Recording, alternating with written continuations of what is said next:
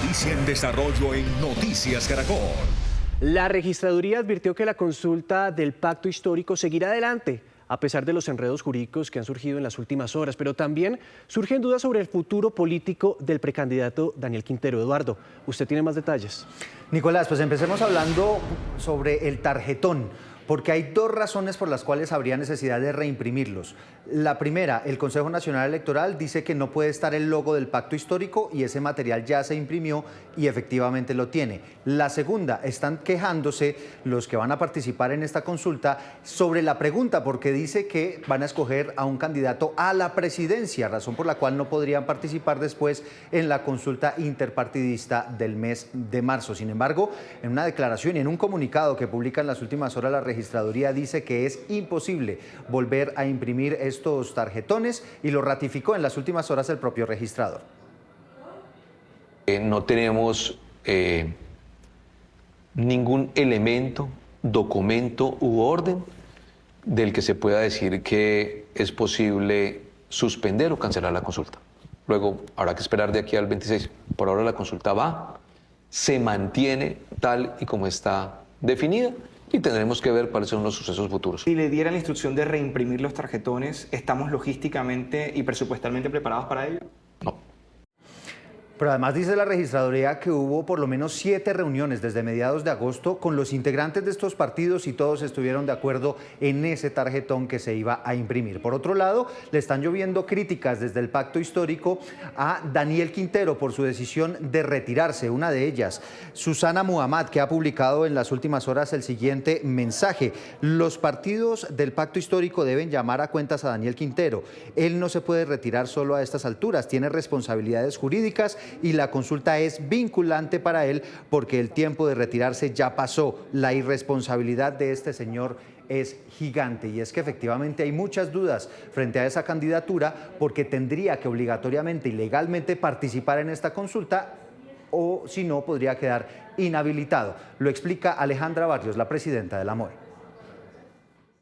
Si uno ve el texto de la tarjeta electoral que se va a poner a consideración de los ciudadanos, el texto lo que dice es: voto por la consulta de candidato a la presidencia de la República, y señala las 3 candidaturas del pacto. Lo que uno entiende entonces como ciudadano al leer esta tarjeta es que le están consultando sobre el candidato que va a la presidencia de la República por parte de el pacto histórico o los partidos que conforman la alianza del pacto histórico. Y es que Daniel Quintero ya fue avalado por estos partidos políticos, razón por la cual tendría que participar en la consulta. De no hacerlo, iría a marzo, pero sin el aval todavía claro de algún partido político. Eduardo, es que son varias las dudas de esta encrucijada política en la que se encuentra el pacto histórico para su consulta. Y a propósito, tenemos a Juan Carlos Galindo, él fue registrador nacional y precisamente se conecta con nosotros hasta ahora acá en Noticias Caracol. Doctor, bienvenido. Muy buenos días para todos ustedes y para los televidentes. Uno, ¿cómo puede explicar la situación actual del pacto histórico? Lo cierto es que el 26 van a tener una consulta donde van a escoger un candidato, pero la primera gran duda que surge es: ¿el ganador podría eventualmente participar en las consultas que se van a realizar en el mes de marzo o en qué escenario queda? Bueno, antes de eso debemos decir que no es propiamente la consulta del pacto histórico, porque el pacto histórico en estos momentos no tiene personería jurídica y ese es un requisito esencial, necesario para llevar a cabo una consulta partidista. En segundo lugar, se trata entonces de una consulta interpartidista solicitada por 3 partidos políticos, quienes le pidieron a la organización electoral que estableciera un mecanismo de participación ciudadana avalado por la Constitución y la ley para seleccionar un candidato a la presidencia de la República. Ese fue la solicitud que se le hizo a la registraduría y eso es lo que ha venido organizando la organización o disponiendo la organización electoral para cumplir con ese mandato legal. Debemos tener en cuenta que respecto de si la persona que haya participado en una consulta interpartidista puede participar en otra, en mi criterio no es procedente, no es válido, porque según el artículo 7º de la ley 1475, Los resultados de las consultas son obligatorios para el partido como también para los precandidatos que participaron en ella. Entonces, de este proceso de consultas surgirá un candidato y esa persona que recibe el respaldo popular mayoritario debe ser entonces el candidato de ese partido, de ese grupo de partidos para las elecciones de la presidencia de la República.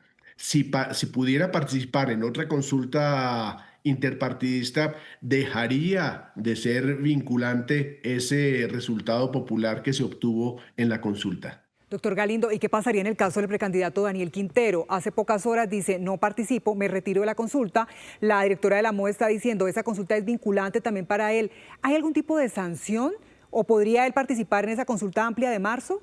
¿Qué pasaría? Bueno, por un lado, hay que decir que según el calendario electoral establecido tanto por el Consejo Nacional Electoral como por la Registraduría, se estableció un periodo de inscripción de candidatos a la consulta interpartidista. Esta fecha era el 26 de septiembre y en ese momento los tres partidos intervinientes en este procedimiento inscribieron a sus candidatos. Tenían incluso hasta el 3 de octubre para modificar las inscripciones. No hubo ni modificación ni renuncia hasta ese momento. Luego, a partir del 4 de octubre, se hizo vinculante y obligatoria la participación de todos y cada uno de los candidatos. Luego, mal podría decirse que hace 1 o 2 días renunció uno de los candidatos. No, él ya está obligado a participar en ese proceso de consultas y tan es así que ya la tarjeta electoral fue impresa con su nombre y su fotografía y ya estamos simplemente es para que lleguemos al 26 de octubre y los colombianos, los ciudadanos colombianos puedan participar, que deseen, puedan participar en esa consulta seleccionando cualquiera de los tres. Sí. Y definitivamente el carácter vinculante de ser candidato a la consulta y los resultados de la misma son obligatorios de conformidad con el artículo 7º de la Ley 1475. Allí se dice que los resultados de las consultas son obligatorios para los partidos y para los precandidatos o candidatos que participaron en ella. Y de desconocerse los resultados de las consultas, significará también una sanción establecida por ese mismo artículo que dice que en caso de incumplimiento de los resultados de las consultas o en caso de renuncia del candidato, los partidos, movimientos o candidatos deberán reintegrar proporcionalmente los gastos en que hubiera incurrido la organización electoral, los cuales serán fijados por el Consejo Nacional Electoral con base en los informes de la Registraduría.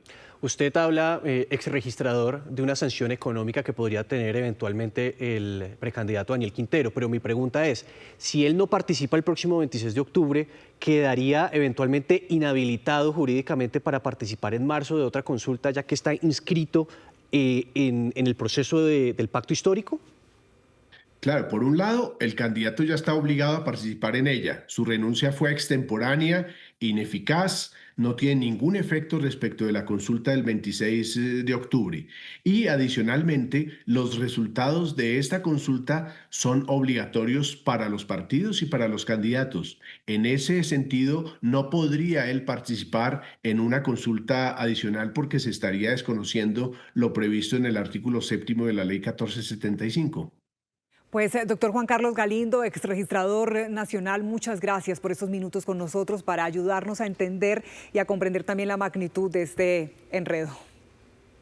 Muchas gracias y déjeme decirles que invitamos a todos los jóvenes para que participen en el proceso del próximo 19 de octubre, que son las elecciones de los consejos municipales de juventud.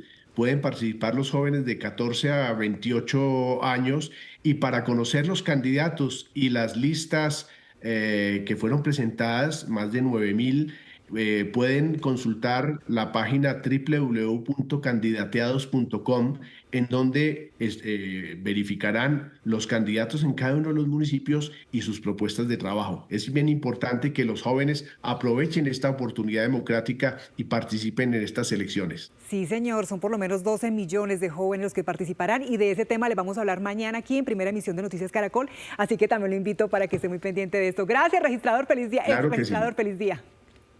A ustedes muchas gracias.